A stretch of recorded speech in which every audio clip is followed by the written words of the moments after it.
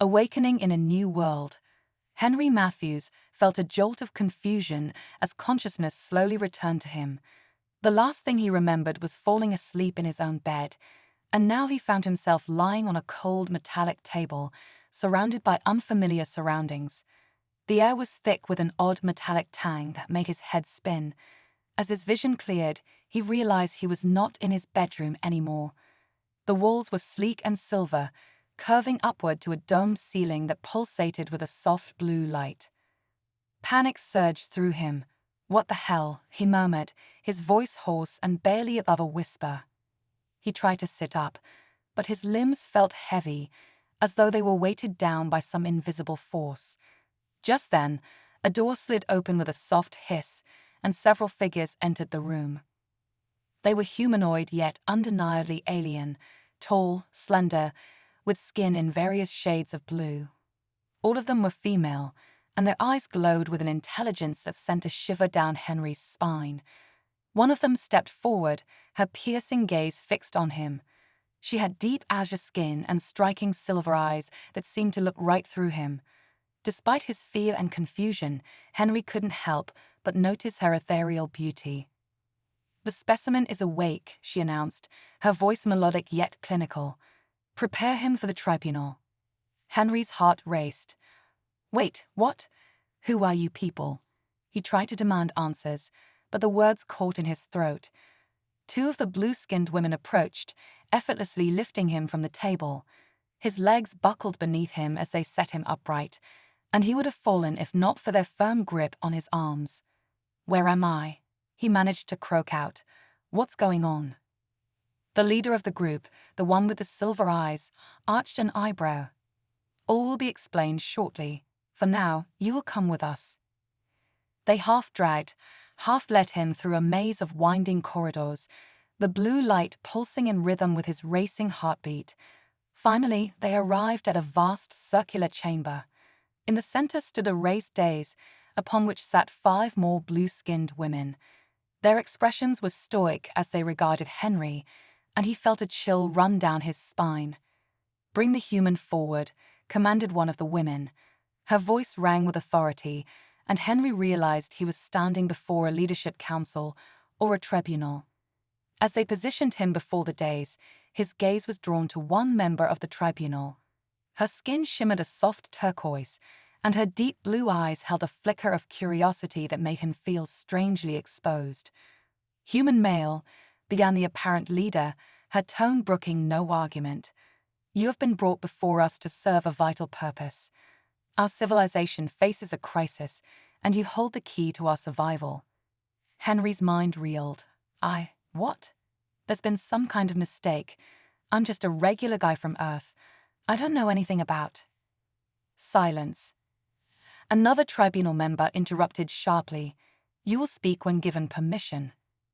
The leader continued, her gaze unwavering. "Our species is dying. A genetic anomaly has rendered us incapable of producing male offspring. Without new genetic material, we face extinction within generations." Henry's mouth went dry as the implications sank in. "And that's where I come in." He felt a mix of disbelief and horror wash over him. The turquoise-skinned woman leaned forward slightly. "You are to be the progenitor of a new lineage," she explained, her voice softer than the others. "Your genetic makeup is compatible with ours. You will father the next generation of our people." "Whoa, hold on," Henry protested, finding his voice amid the chaos. "You can't just kidnap someone and force them to breed. This is insane." The leader's eyes narrowed, her expression cold. "Your cooperation is not required, merely your genetic material. However, willing participation would be preferable." Henry's mind raced. "Look, I understand you're in a tough situation, but there has to be another way. Maybe I could contact Earth, get volunteers or donations or something."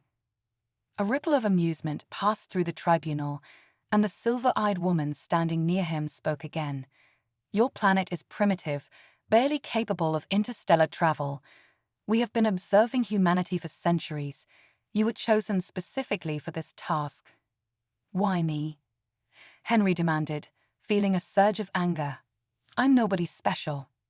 Your genetic profile is ideal, the turquoise woman, who introduced herself as Aura, explained.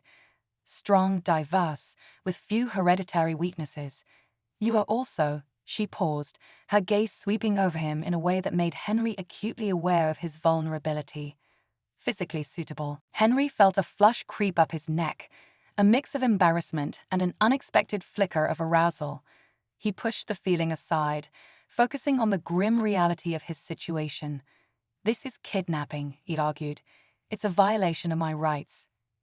Your Earth concepts of rights do not apply here, the tribunal leader interjected coldly.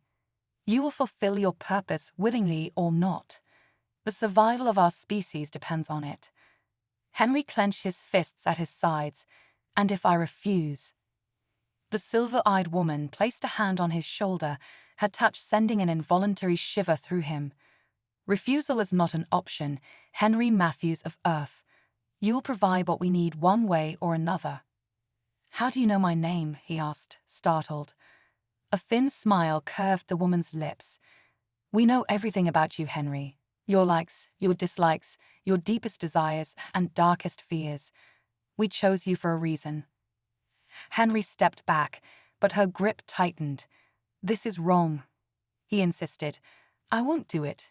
You can't make me. The tribunal leader's voice turned icy. We have methods of ensuring compliance. It would be in your best interest to cooperate willingly. You mean torture? Henry spat, a mix of fear and anger raging within him. Ara stepped forward, her tone gentle yet insistent. Not torture, Henry, but there are ways to persuade you, to make you eager to fulfill your role. The implication of her words, combined with the way her eyes roved over him, sent a jolt of heat through Henry's body. He cursed his traitorous physiology, desperately trying to focus on the horror of his situation rather than any misplaced arousal. This is insane, he muttered, more to himself than to the aliens surrounding him. I have to be dreaming. The silver-eyed woman released him, a touch almost caressing. I assure you, this is very real, but it need not be unpleasant. Cooperate, and you will be treated well. Resist? She trailed off, leaving the threat hanging in the air. Henry's mind raced, searching for a way out. Look, even if I agreed, which I don't, one guy can't repopulate an entire species. It's not genetically viable. A murmur passed through the tribunal, and Ara leaned forward, her eyes bright with what might have been excitement. We have methods of accelerating reproduction and genetic diversity. Your contribution, combined with our technology, will be sufficient. But, Henry began, only to be cut off by the tribunal leader. Enough discussion. The human will be taken to the preparation chambers. Ara, you will oversee his acclimation. Ara descended from the dais with fluid grace, and despite the dire circumstances, Henry found himself noticing the sway of her hips, the way her form-fitting garment hugged her curves. He silently berated himself for noticing such things at a time like this. Come, Henry, Ara said, her voice low and melodious. I will explain more as we go. As the silver-eyed woman released him, Henry considered making a break for it, but where would he run? He was on an alien planet surrounded by beings with technology far beyond his understanding. Escape seemed impossible. With a resigned sigh, he allowed Ara to lead him from the chamber. As they walked, Henry's mind whirled with questions and fears. How had he ended up in this situation? Was there any way out? And perhaps most troublingly, why did part of him feel an undeniable attraction to these alien women despite the circumstances? Ara's voice interrupted his thoughts. I know this must be overwhelming for you, Henry, but I assure you, we mean you no harm. Your role here is vital, and you will be honored for it. Henry scoffed. Honored? You kidnapped me and are basically turning me into a breeding stud. How is that honorable? A small smile played at the corners of Ara's mouth. Many men on your planet would consider it quite an honor to be desired by so many women. Not like this. Henry insisted, though he felt a treacherous heat in his cheeks. Ara stopped, turning to face him fully. Henry, I understand your reservations, but please believe me when I say this is necessary. Our entire civilization hangs in the balance. For a moment, Henry almost felt sympathetic. Then he remembered his own predicament. That doesn't justify kidnapping and forced breeding. There has to be another way. We've explored every option, Ara said softly. This is our last hope, and you, Henry Matthews, are the key to our survival. As they resumed walking, Henry's mind raced. Part of him wanted to keep arguing, to rail against the injustice of it all, but another part, a part he was desperately trying to ignore, felt a thrill at the idea of being so desired, so needed. They reached another door, which slid open at Ara's approach.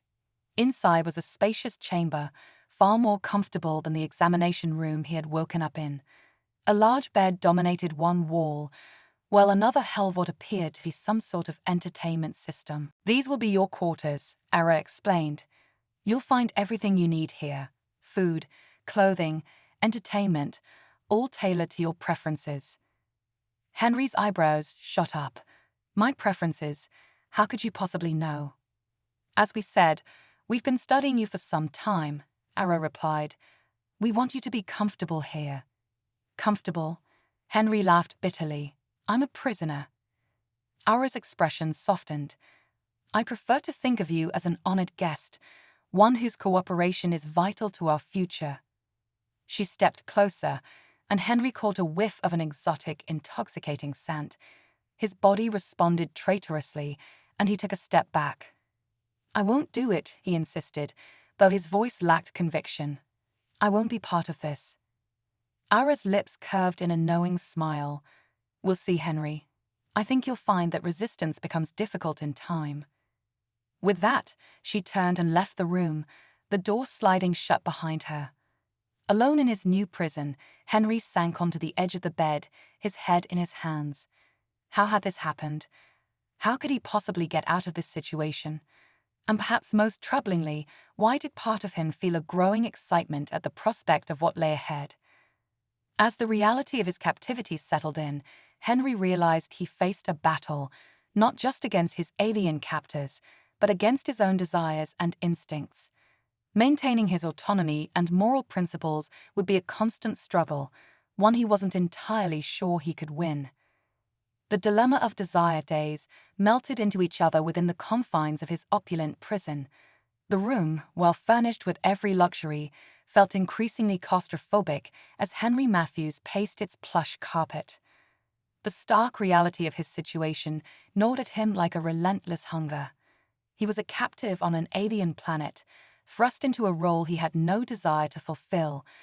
Despite the soft blue lights and the fragrant air that filled the chamber, he felt more like a specimen in a glass jar than an honored guest. His days were punctuated by visits from Ara, the turquoise-skinned woman who seemed to be his primary keeper. Each time she arrived, Henry's emotions swung wildly between fascination and resentment. She was captivating, her beauty mesmerizing in ways that confused him. But the knowledge of his captivity overshadowed any fleeting attraction he felt. Henry had to remind himself of the stakes. This was no romantic fantasy, but a desperate struggle for survival, his survival. Good morning, Henry. Ara greeted him cheerfully as she entered one day, her voice smooth and melodic. How are you feeling today? Just peachy, he replied, sarcasm dripping from his tone. I love being held captive in a room that's too nice for a prison. Ara frowned slightly, her azure brow furrowing with concern. I understand your frustration, but please know we're doing everything we can to make this comfortable for you. Comfortable? Henry scoffed. How is it comfortable to be locked up with no choice in the matter? I'm a prisoner, Ara, not an honored guest. But you are vital to our survival, she exclaimed, stepping closer. The intoxicating scent of alien flora enveloped him, making it harder to focus on his anger. We've explored every option, every alternative. You are our last hope. Have you considered that maybe your species isn't meant to survive? Henry shot back, feeling the weight of despair in her words. Maybe this is just natural selection at work. The accusation seemed to strike a nerve. Aura recoiled slightly, her usually calm demeanor giving way to visible anger. How dare you suggest such a thing? We have built a civilization that has lasted millennia. We have achieved things your primitive species can barely comprehend. For the first time, Henry saw real emotion in her eyes, fury mixed with desperation. It struck him as strange that a being so powerful, so advanced, could feel fear. It humanized her in a way he hadn't expected. "I'm sorry," he said softly. "That was uncalled for. I'm just frustrated and scared. I didn't ask for any of this." Aura's expression softened at his admission. "I know this is difficult, Henry. I truly am sorry for the distress this causes you.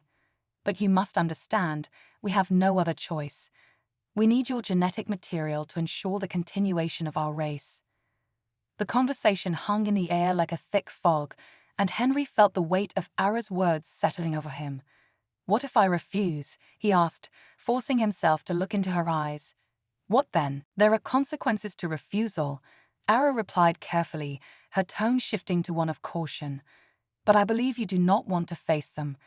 We are not cruel, but we have methods of persuasion. It is in your best interest to cooperate." Henry shook his head. "So you're saying I have no choice in the matter, right? It's either comply or face whatever punishment you have in store for me." "We prefer cooperation," Aura insisted, her voice steady.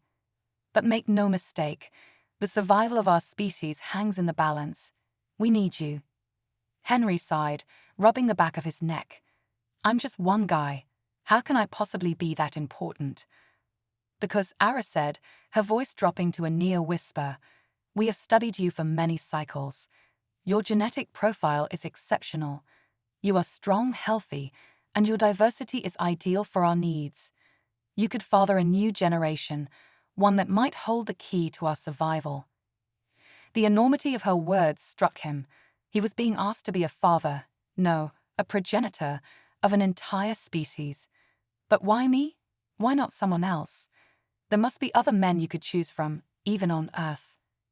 "There is no one else," Aura replied firmly, her turquoise eyes locking onto his. "You are unique. We have researched hundreds of candidates, but none are as suitable as you.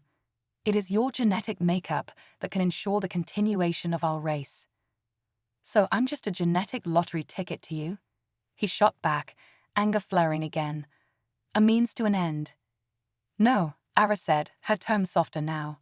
"You are more than that. You are the hope of our civilization. Without you, we face extinction, and I do not wish that for my people." Henry felt a conflicting swirl of emotions. He was angry, yes, but there was also a part of him that felt drawn to her desperation. Aura's vulnerability cut through his anger like a blade, leaving him with a strange sense of empathy. "What do you expect from me?" he asked, his voice dropping to a murmur. "A willing partnership," Aura said earnestly. "We can offer you comforts, pleasures you've never experienced. You may find this arrangement more enjoyable than you think." Henry's heart raced at her words. "You think I'm going to be okay with this? That I'll just roll over and accept my fate?" "No, I do not expect that," Aura replied. "But I do believe you are intelligent enough to see the benefits of cooperation." "And what are those benefits?" he pressed, crossing his arms defensively. "Your comfort will be our priority," she said, her tone soothing. "You will have food, entertainment, companionship. We can offer you experiences that your world cannot. All we ask is your cooperation." "And if I refuse?" Henry asked again, his voice low. "Then you will be subjected to the methods I mentioned earlier," she said, her gaze steady. "It is not something I wish to discuss, but know that we have ways of ensuring compliance." The reality of his situation pressed heavily on his shoulders. He was trapped in a game he didn't want to play, and he had no idea how to win. "Let me think about it," he finally said, his tone weary. Aura nodded, a flicker of understanding in her eyes. "Take your time, Henry. But remember, time is not on our side." As she turned to leave, Henry felt a pang of regret. "Wait," he called out. "What's your name again?" "Aura," she replied, looking back over her shoulder. "I will return later." After she left, the silence of the room enveloped him like a thick blanket. Henry sat on the edge of the bed, running his fingers through his hair. How had his life taken such a bizarre turn? One minute he was an ordinary guy, and now he was a prisoner on an alien world, caught between his own moral compass and the desperate needs of an entire civilization. He paced the room, his mind racing. The thought of being forced into a role as a breeding male was terrifying, yet there was an undeniable allure to Aura's proposition. The idea of being desired, of having the power to create life, even if it wasn't his own, was intoxicating. With a sigh, Henry collapsed onto the bed, staring up at the domed ceiling. What if he could find a way to escape this situation? What if he could somehow use their desperation against them? The thought of resistance stirred a spark of rebellion within him, but at what cost? As the hours dragged on, he found himself grappling with a myriad of emotions: anger, fear, confusion, and a strange, unsettling attraction to Aura. He had never been the type to back down from a challenge, but this was different.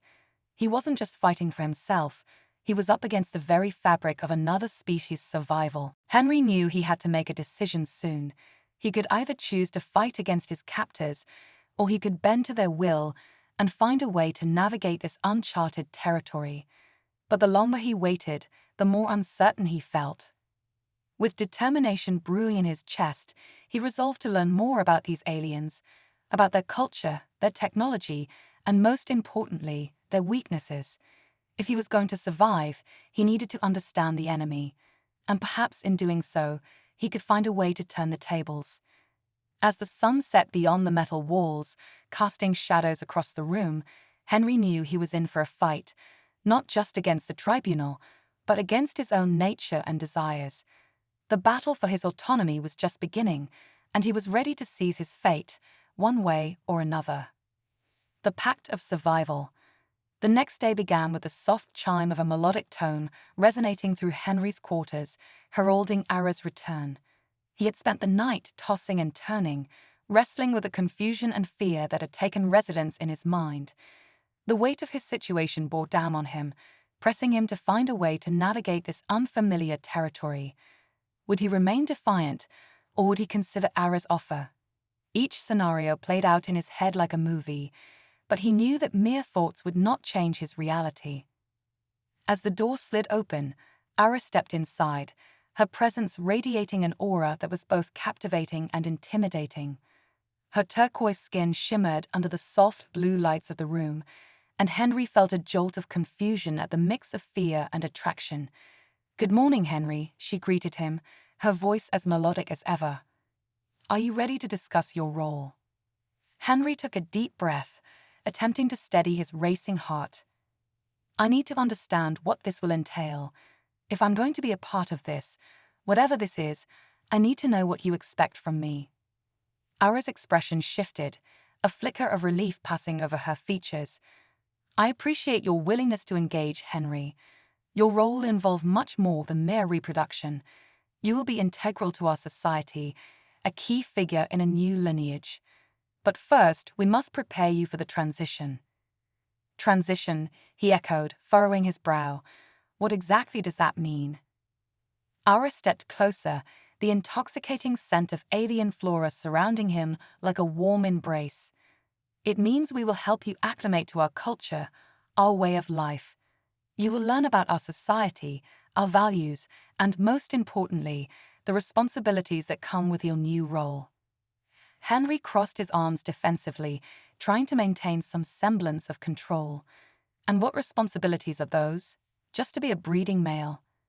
To father children and then what? Hand them over to you?" Aura's gaze softened, and she seemed to consider her words carefully. "It is more than that, Henry. You will be a father to many, yes, but you will also help us reshape our future. Our society is on the brink of collapse, and your involvement can help rejuvenate our people. We believe that with your genetic diversity, we can create a stronger, more resilient generation." The enormity of her words weighed heavily on him. "You're asking me to step into a role that involves not just creating life, but also guiding it. That's a lot to put on someone, especially someone who was just an ordinary guy a few days ago." "True, but extraordinary circumstances require extraordinary measures," Ara replied, her voice earnest. "You have the potential to change the course of our civilization. You are not just a breeding male, you are a beacon of hope for us." Henry felt a conflicting swirl of emotions at her words. On one hand, the notion of being a symbol of hope was daunting. On the other, the idea of making a real difference was intoxicating. And what if I refuse? What if I decide I want nothing to do with this? Ara's expression hardened slightly. "Refusal is not an option, Henry. You must understand that the survival of my people depends on your cooperation. We are prepared to ensure compliance, but I would rather have you willingly embrace your role." Her words hung in the air, heavy with unspoken threats. "What does that mean?" Henry asked, his voice low. "What would you do if I refused?" "We have methods of persuasion," Ara said, her tone cold and unyielding. "Methods that are effective. I would prefer to avoid such measures, but I must be clear. The consequences of noncompliance can be severe." Henry's heart raced as he processed her words. "So it's either I comply, or I face the consequences. That's not much of a choice, is it?" "It is the only choice available to you," she countered, her tone unwavering. "But I believe you are intelligent enough to see the benefits of cooperation." Henry rubbed the back of his neck, frustration boiling beneath the surface. "You make it sound so simple, but it's not. You're asking me to give up my life, my freedom, for a species I know nothing about."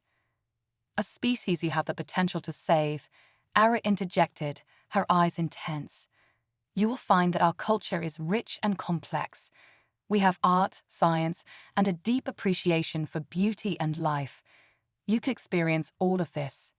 And if I decide that I want to leave, what then?" he pressed, determined to explore every avenue. Ara hesitated, the flicker of uncertainty crossing her features. "If you were to leave, you would not survive. Our world is vastly different from your own, and without our technology and guidance, you would be lost." "That's a lovely ultimatum," Henry muttered, the sarcasm dripping from his voice. "Stay and help you, or die out there." "Not an ultimatum, but a reality," she insisted, her voice firm yet compassionate. "I wish for you to understand, Henry. We did not choose this path lightly. Our people are on the brink of extinction. We need you. Your presence here could mean the difference between survival and annihilation." Henry remained silent, caught in a web of conflicting emotions. There was a part of him that was intrigued by Ara and the possibilities she spoke of, but there was also a persistent voice in his head warning him against succumbing to their demands. "How do I know that you won't just use me and toss me aside once I've fulfilled my purpose?" he asked, trying to keep his tone steady. Ara's expression softened, and she reached out to him, her fingers brushing against his arm in a gesture that felt surprisingly intimate. "I assure you, we value your life and your contribution. You will not be discarded, you will be celebrated." "Celebrated," Henry repeated, a hint of skepticism lacing his tone. "How does that even work? You can't just expect me to accept that without knowing what it truly means." Ara took a step back, her gaze steady. "Very well. If you agree to cooperate, I will show you our ways. You will meet others who have undergone this transition, and you will see that there is more to our culture than you may realize." Henry contemplated her offer. It felt like stepping into a shadowy abyss with no clear path ahead. But the alternative, refusal, meant facing the unknown consequences of defiance, and he couldn't shake the feeling that he would ultimately be outmatched in this alien world. "Fine," he said finally, the word tasting bitter on his tongue. "I'll cooperate, but I need to know what that entails. I want to understand what I'm getting into." A smile broke across Ara's face, a look of genuine relief washing over her features. "Thank you, Henry. I promise to make this process as enlightening as possible for you. You will not regret your decision." Yeah, we'll see about that, he muttered under his breath, feeling a mix of resolve and uncertainty. Let us begin, Ara said, her eyes sparkling with excitement. First, I will show you our council chamber, where you will meet the other members of the tribunal. They are eager to speak with you. Henry felt a surge of apprehension but nodded, willing himself to stay calm. He had chosen this path, however twisted it might be. As he followed Ara through the door, a sense of foreboding washed over him.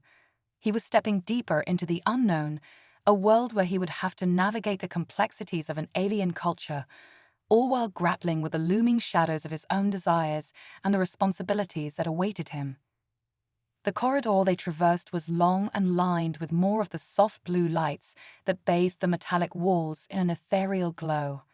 As they walked, Ara explained some of the aspects of their society, her voice steady and filled with passion. Our civilization is built on cooperation and unity, she began. We value harmony and understanding above all else. Each member of our society plays a crucial role in maintaining balance. The tribunal was formed to ensure that every voice is heard and every need is met. Sounds like you're living in some kind of utopia, Henry remarked, attempting to mask his skepticism, but it seems pretty rigid. It may appear that way from your perspective, Ara conceded, but we have faced challenges that your species cannot comprehend. Our society has evolved to prioritize the greater good over individual desires.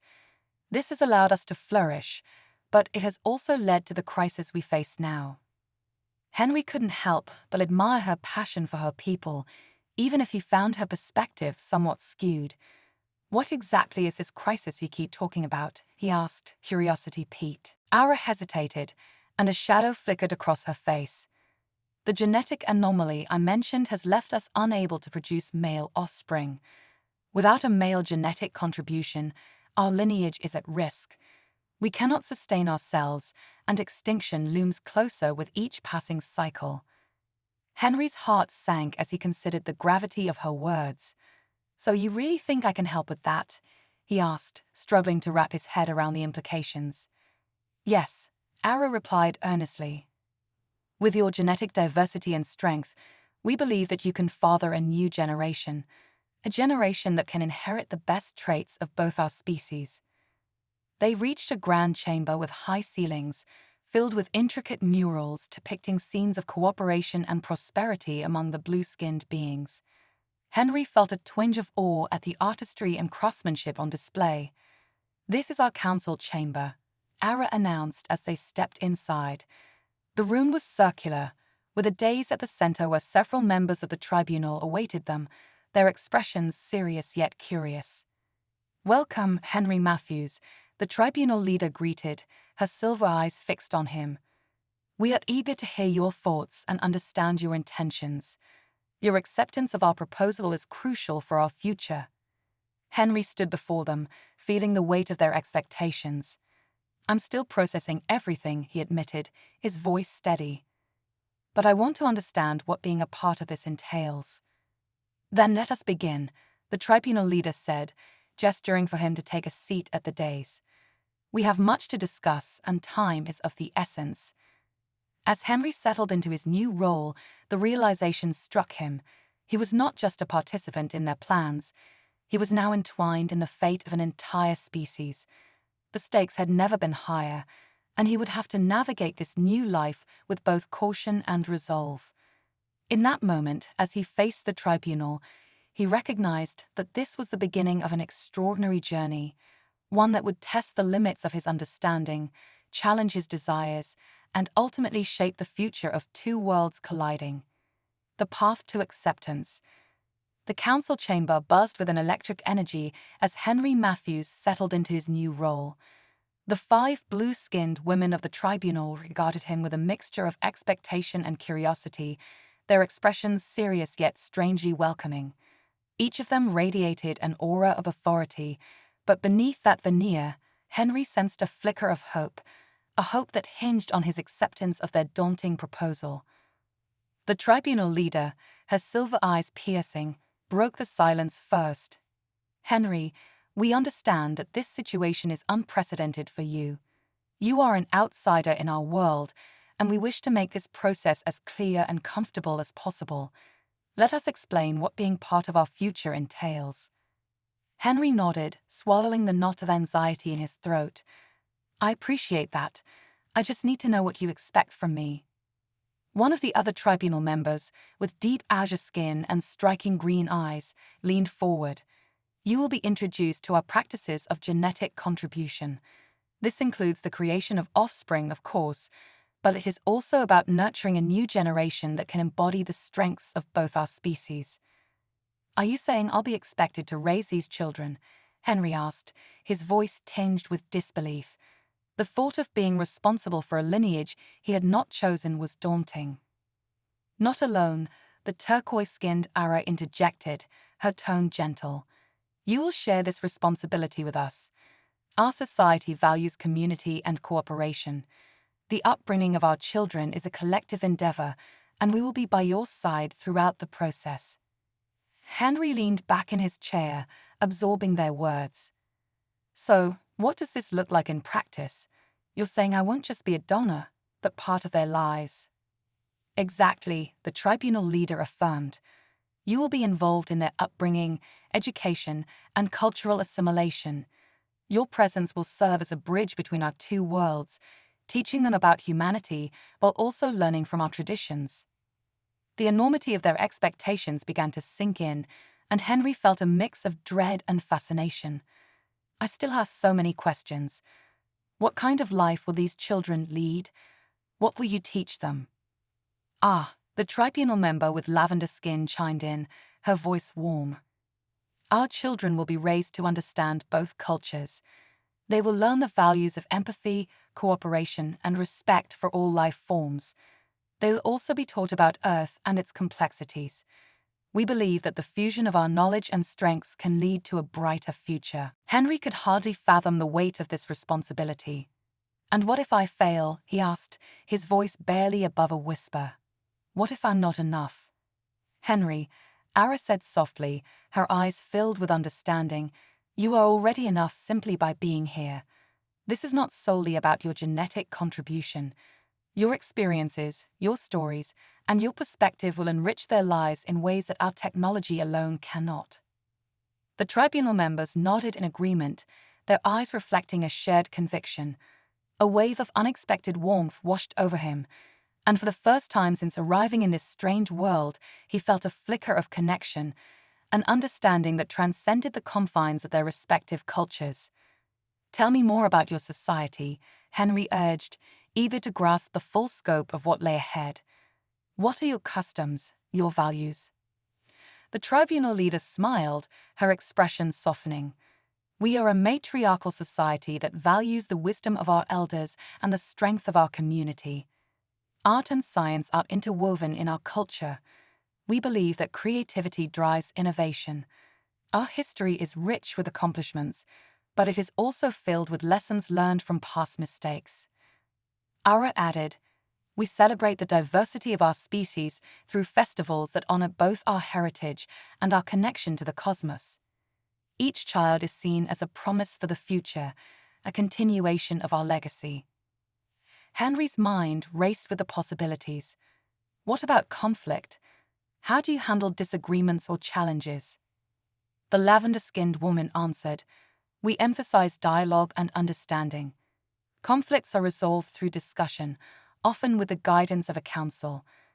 We believe in finding common ground, as our survival relies on unity." Henry's heart swelled with a mix of admiration and skepticism. That sounds idealistic, but what happens when people don't agree? The tribunal leader's gaze was steady. "There will always be challenges, but we approach them as opportunities for growth. You will find that our culture places a high value on emotional intelligence and the strength of community bonds."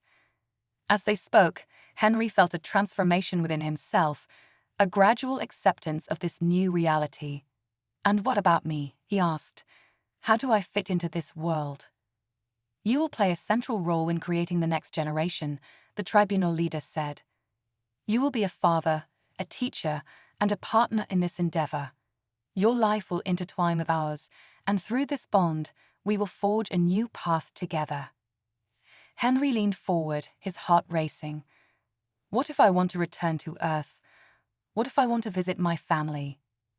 Ara's expression softened, and she took a moment to collect her thoughts. We can provide a means for communication with your world. However, traveling back and forth may not be feasible due to the distances involved and the state of your planet's technology. I understand, Henry replied, feeling a pang of sadness. But knowing that I could stay in touch makes this easier to bear. Good, Ara said, a smile breaking across her face. We want you to feel secure here. You will have a role, a purpose, and support from all of us. As the tribunal continued their explanations, Henry found himself drawn into their vision of the future, a future where he could be more than just a victim of circumstance. He could be a catalyst for change, a bridge between two worlds. However, shadows of doubt still lingered at the edges of his mind. He couldn't shake the feeling that he was stepping into uncharted territory, a place where the rules were different and the stakes were impossibly high.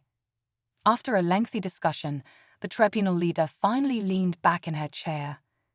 Now that you have an understanding of what lies ahead, we would like to propose a bonding ceremony that will mark your acceptance of your role in our society. Henry blinked, surprised by the formality of her request. A ceremony? What does that involve? Ara spoke up, her tone serious yet warm. It is a celebration of your commitment to our people and our future.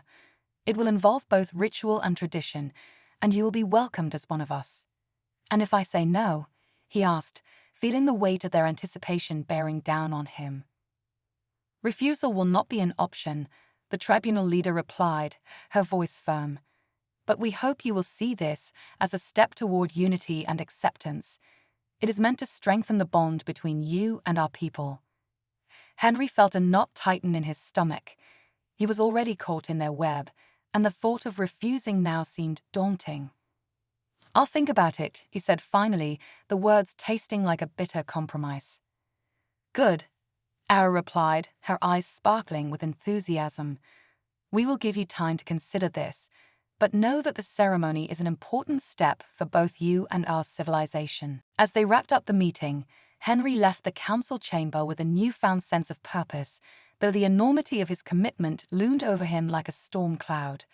He was about to embark on a journey that would challenge everything he had ever known. In the days that followed, Henry immersed himself in the alien culture.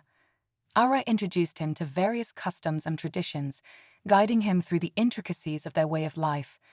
He attended gatherings where music filled the air, vibrant colors adorned the walls, and laughter echoed among the blue-skinned beings.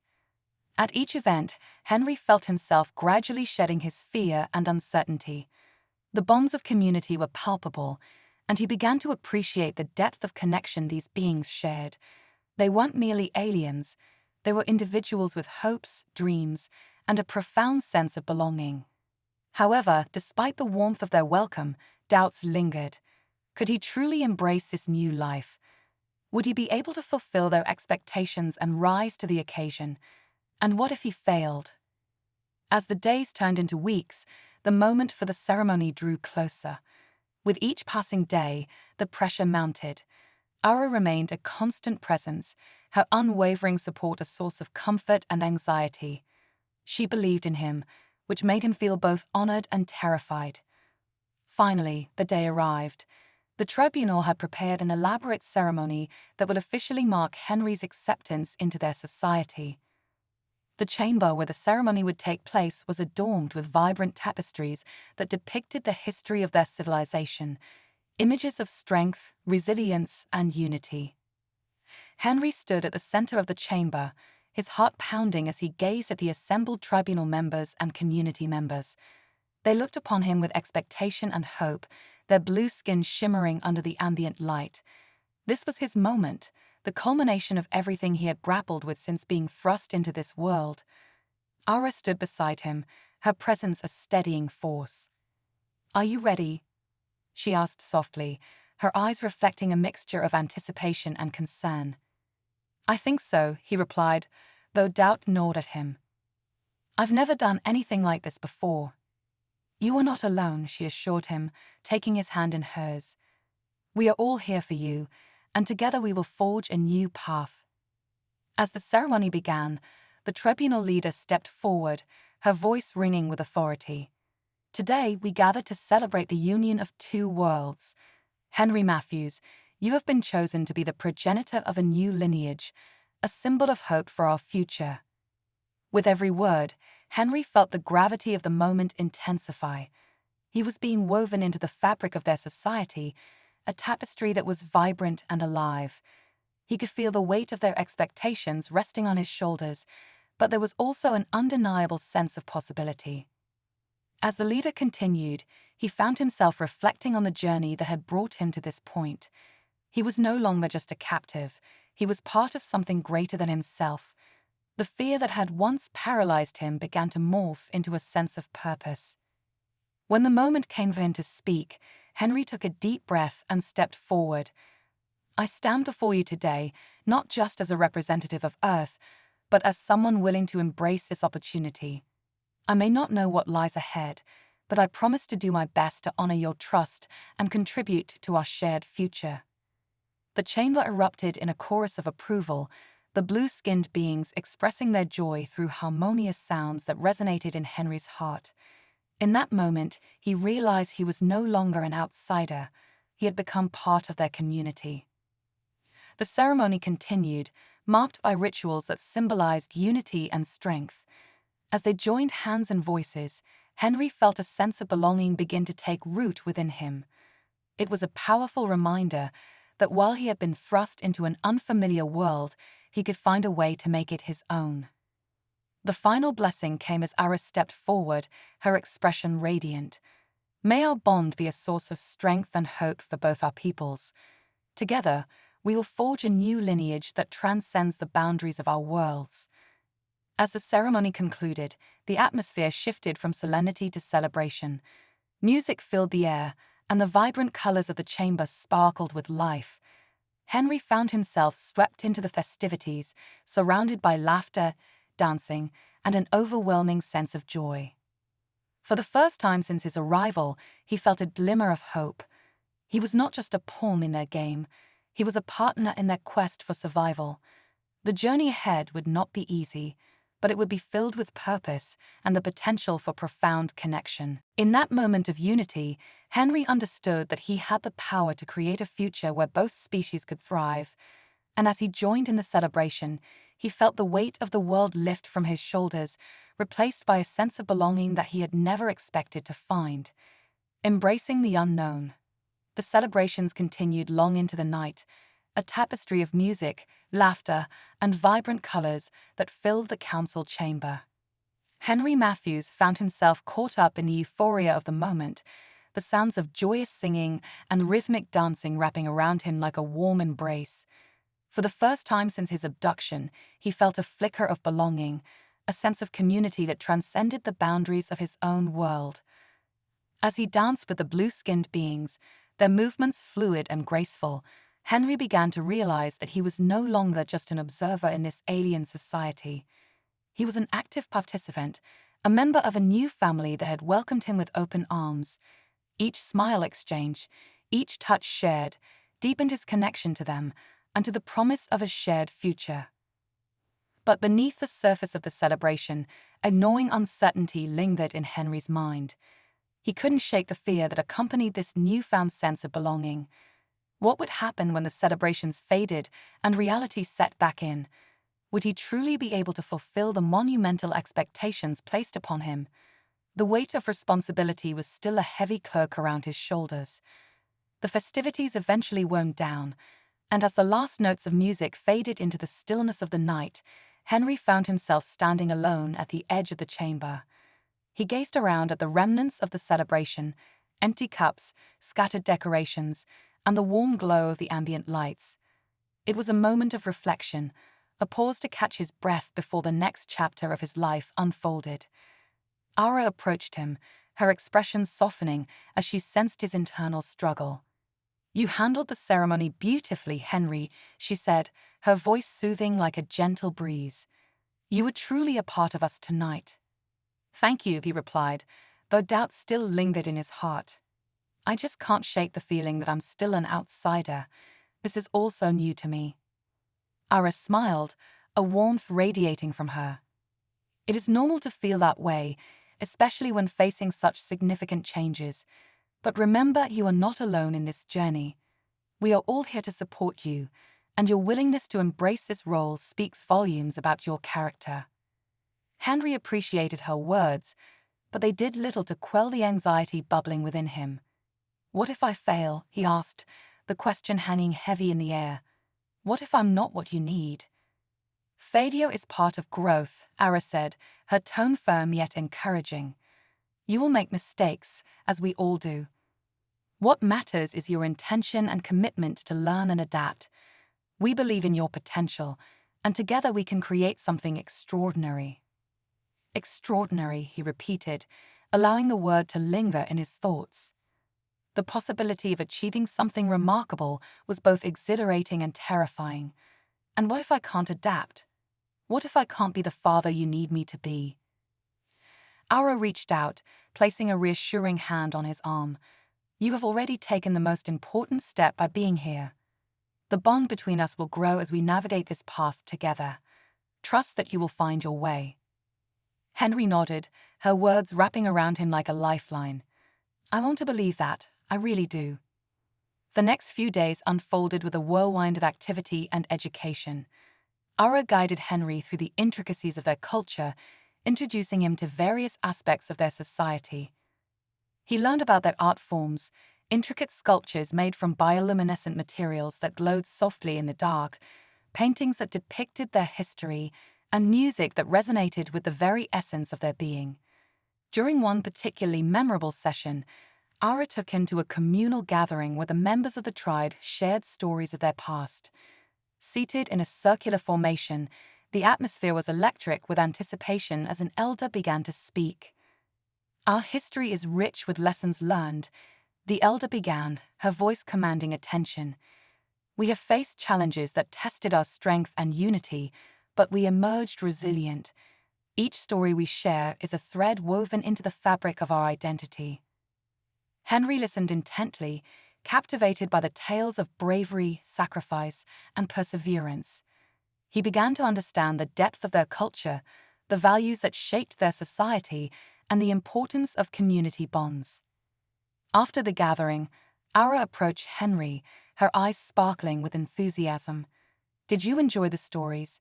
They are an integral part of our heritage." "It was incredible," he replied, his heart racing with excitement. "Hearing about your history really puts things into perspective.